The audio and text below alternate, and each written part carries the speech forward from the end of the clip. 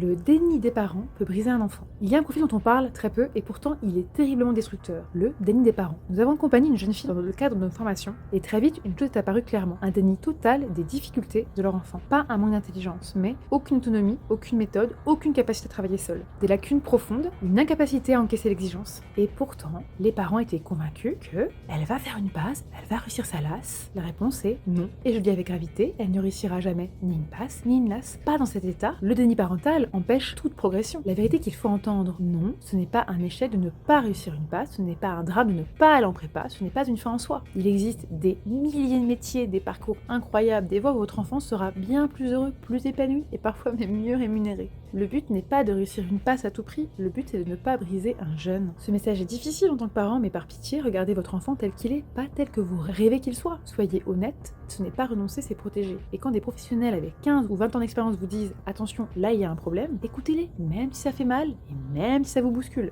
Le bonheur de votre enfant ne se joue pas sur un sigle, ni passe, ni LAS, ni prépa.